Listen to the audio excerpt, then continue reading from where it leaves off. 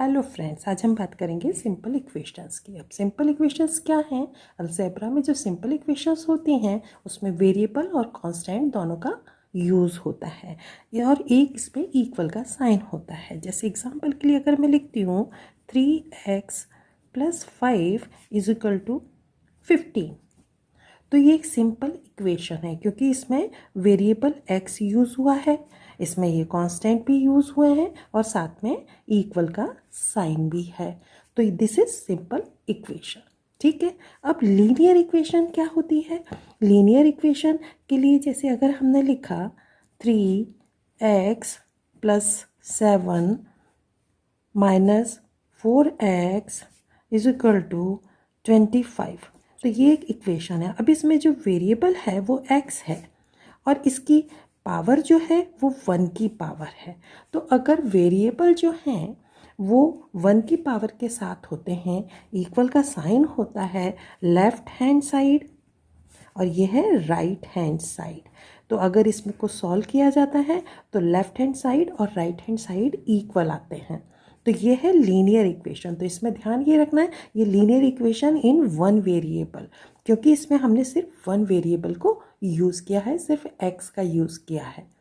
ठीक है, तो लीनियर इक्वेशंस क्या हुई? जिसमें वेरिएबल जो होता है उनके ऊपर सिर्फ पावर 1 का होता है और left hand side right hand side equation है, तो लेफ्ट हैंड साइड और राइट हैंड साइड इक्वल होंगे। अब हम देखेंगे कि हम अगर स्टेटमेंट दी है उसको इक्वेशन में कैसे लिखेंगे।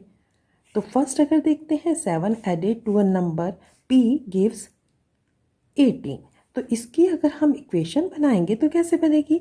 7 एडेड, 7 को ऐड करना है नंबर p में, जिससे कि आपको आंसर मिल रहा है 18।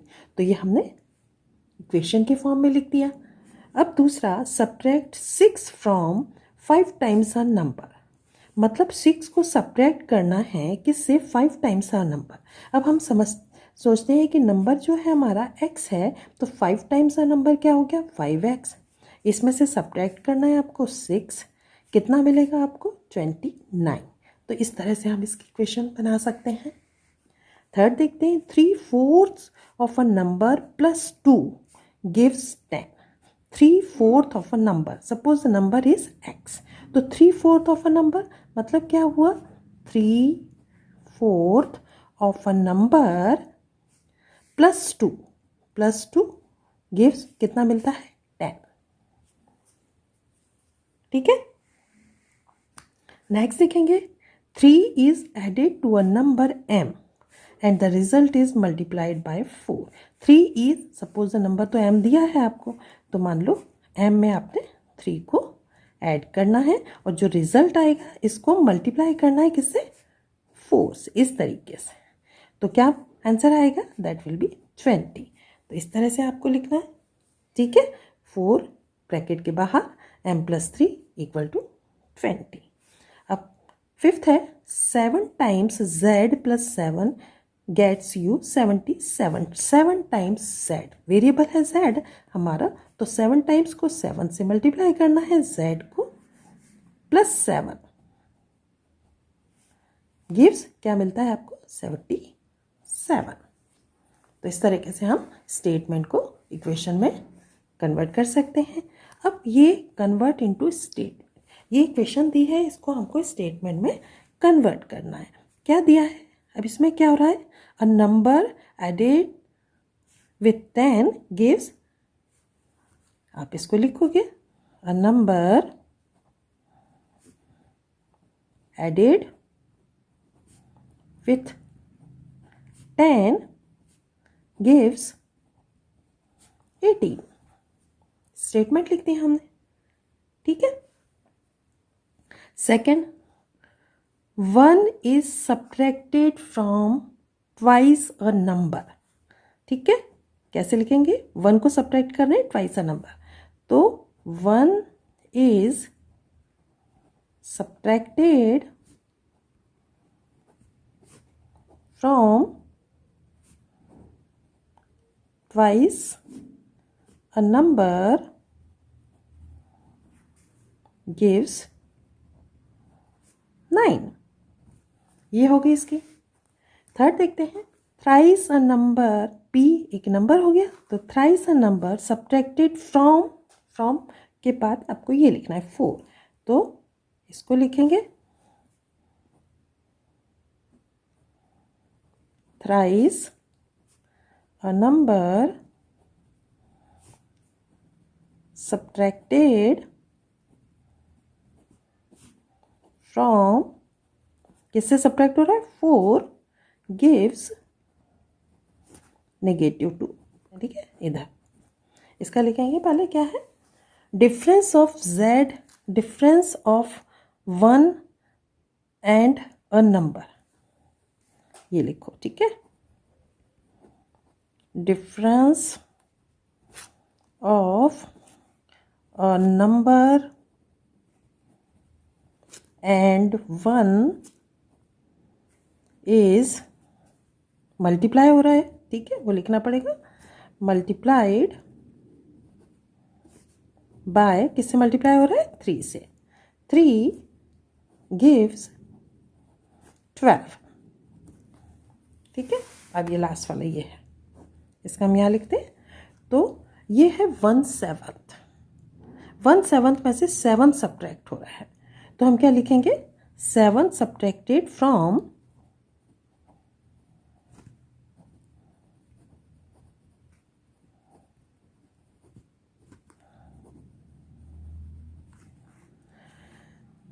1/7 of a number gives 2। अब हम देखेंगे ट्रायल एंड एरर मेथड क्या होती है। तो ट्रायल एंड एरर मेथड है, मतलब ट्राई करो, सही नहीं लिख रहा है तो फिर से ट्राई करो। तो इस तरीके से ट्रायल एंड एरर मेथड, मतलब ओरली आपको करना है। तो जैसे x - 10 15 है, अब किस नंबर को हम x की जगह पे रखे हैं कि उसमें से अगर 10 को माइनस करते हैं तो 15 आना चाहिए। आप सोचोगे, थोड़ी देर सोचोगे, इस जगह 20 रखें या इस जगह कुछ और रखें, 20 रखेंगे तो सही नहीं आया, इस जगह पे अगर हम 25 रख देते हैं तो हमारा आंसर सही आ जाएगा। 25 में से 10 माइनस करोगे 15 आ जाएगा। तो इस तरीके से आप ट्रायल एंड एरर मेथड करोगे। दूसरा एग्जाम्पल देखते हैं। अब 2 को किस नंबर से मल्टीप्लाई करें कि 16 आए। अब आप यहाँ पे रख के देखोगे, मान लो अगर हम 5 रखते हैं तो 2 5 से 10 आएगा, तो वो तो नहीं होगा 16। 6 को रखे, 2 6 जा 12 नहीं हुआ, 7 जा नहीं हुआ, 8, हाँ 8 रखा, तो इसकी जगह y की जगह अगर 8 रखेंगे तो 2 8 जा 16। तो इस तरीके से हमने ट्राई किया और ट्राई कर करके हमको फाइनल आंसर पता चल गया कि इस नंबर वेरिएबल की जगह हमें क्या लिखना है, इस वेरिएबल की वैल्यू क्या हो सकती है, ठीक है, इस इक्वेशन को सही प्रूव करने के लिए। और देखते हैं, तो 20 - x 16। अब आप देखो 20 में से किसको माइनस करेंगे, 16 आएगा। 1 को करेंगे नहीं आएगा 16, 2 को करेंगे नहीं आएगा, 3, हाँ 4 को करेंगे, अगर x की वैल्यू 4 हो जाए तो हमारा ये आंसर इक्वेशन सही आ जाएगी। इसी तरीके से किस नंबर को हम 9 से डिवाइड करें कि आंसर 3 आया। अब किसको करें भाई, 18 को अगर 9 से डिवाइड करेंगे तो 2 आएगा, लेकिन डेफिनेटली अगर x की जगह हम 27 लिखेंगे और उसको 9 से डिवाइड करेंगे तो 3 आएगा। तो इस तरीके से हम ट्रायल एंड एरर मेथड से इक्वेशन को सॉल्व कर सकते हैं, जो सिंपल इक्वेशंस होती हैं छोटी वाली, ठीक है। अब हम देखेंगे कि ट्रांसपोजिशन क्या होता है।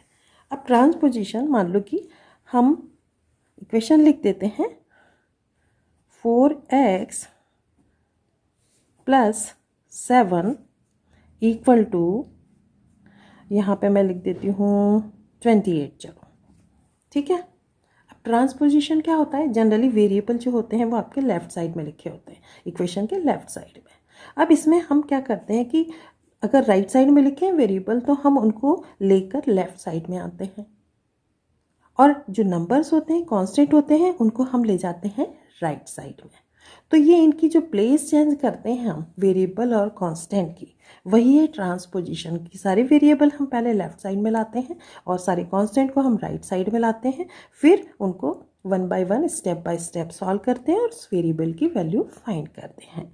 तो ये है ट्रांसपोजिशन। अब इसको अगर हम करके देखेंगे तो क्योंकि 7 जो है कांस्टेंट है, हमें इसे ले जाना है राइट साइड में। लेकिन जब इक्वल के एक साइड से दूसरे साइड नंबर या कांस्टेंट या वेरिएबल जाते हैं तो उनका क्या होता है, अगर प्लस साइन लगा होता है तो वो माइनस हो जाता है, माइनस साइन होता है तो प्लस हो जाता है, मल्टीप्लाई का साइन होता है तो डिवाइड हो जाता है, और डिवाइड का साइन होता है तो मल्टीप्लाई हो जाता है। इस तरीके से उनके साइन में चेंज आता है अगर वो इक्वल साइन के दूसरे साइड में जाते हैं।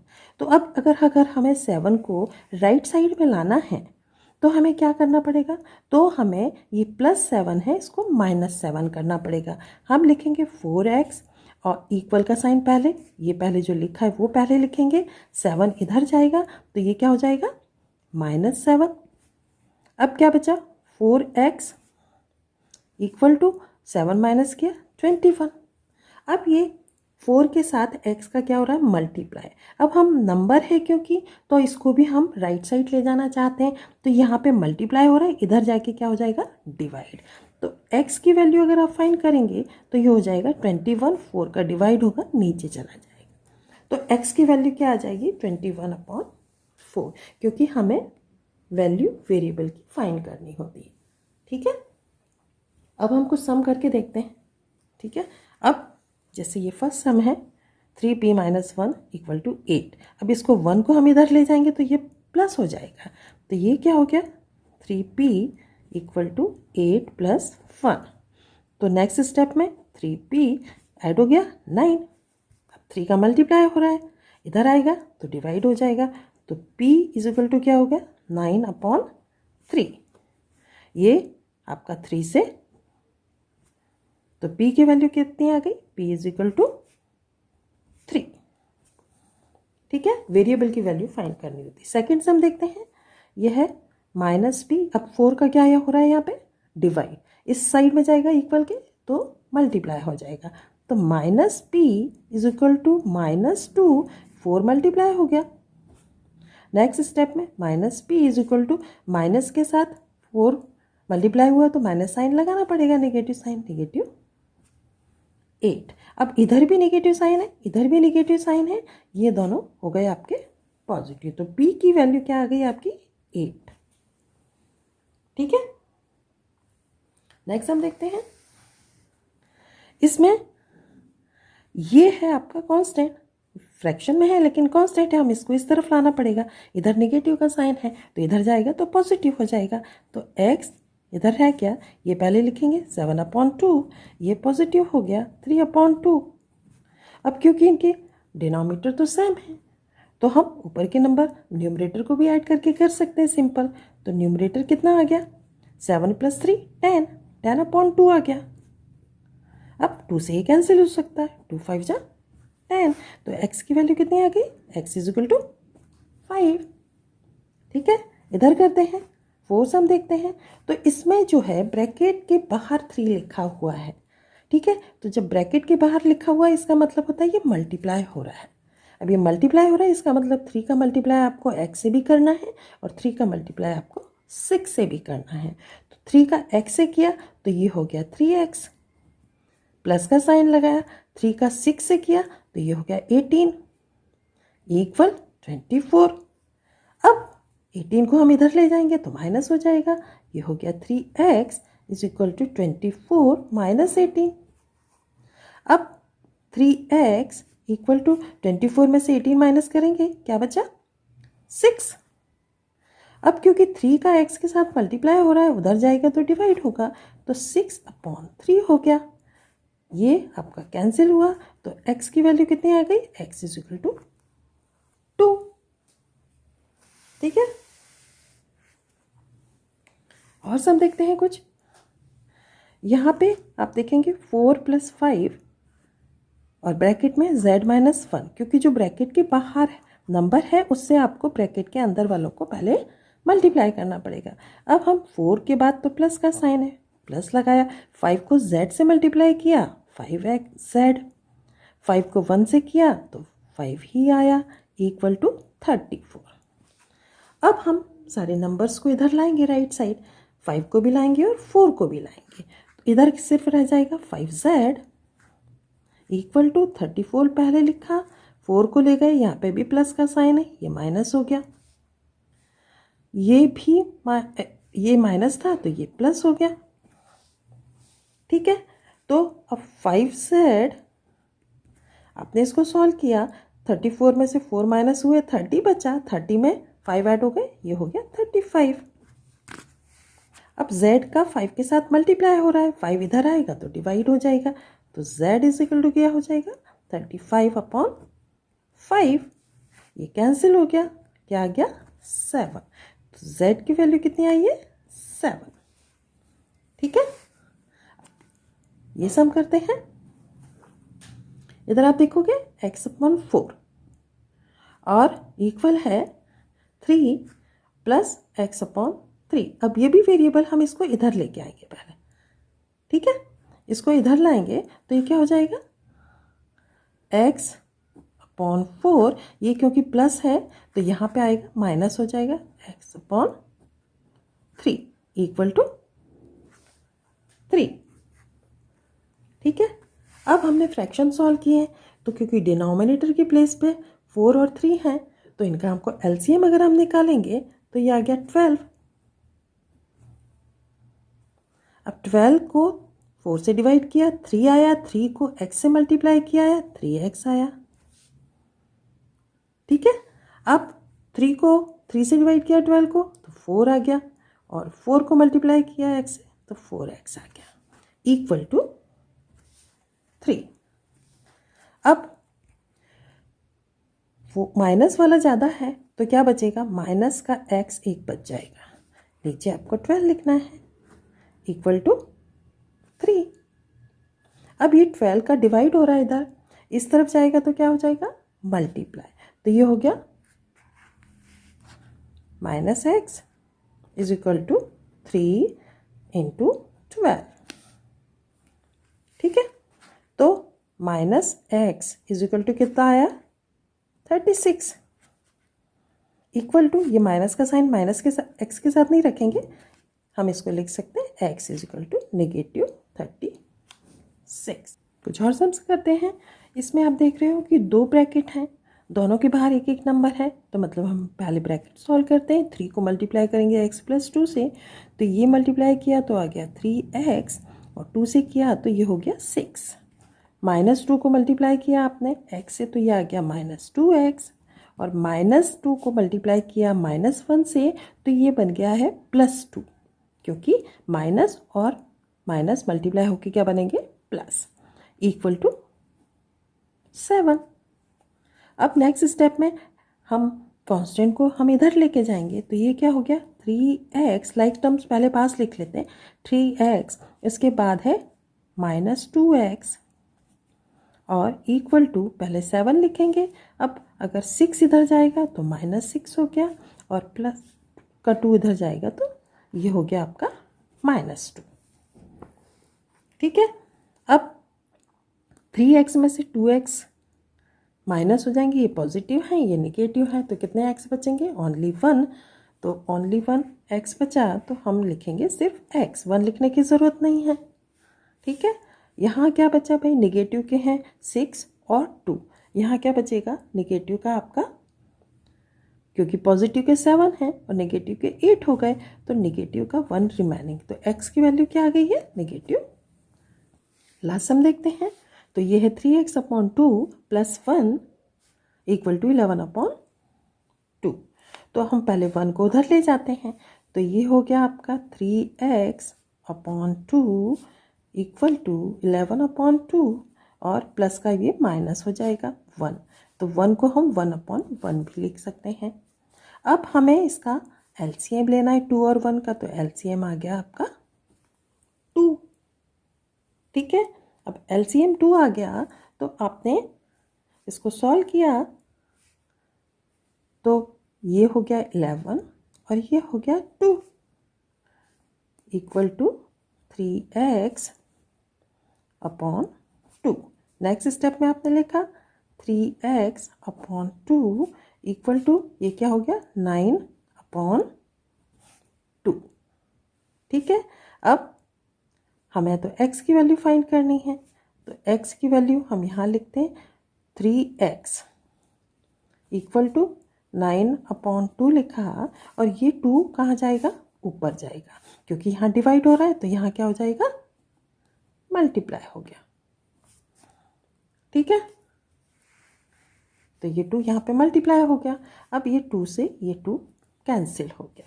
अब हमारा क्या बचा, 3x इज इक्वल टू 9। अब ये 3 का क्या हो रहा है, इसके साथ मल्टीप्लाई, इधर जाएगा तो डिवाइड हो जाएगा, तो x इज इक्वल टू क्या हो गया, 9/3। ये कैंसिल हो गया और इक्वल टू कितना आ गया, 3।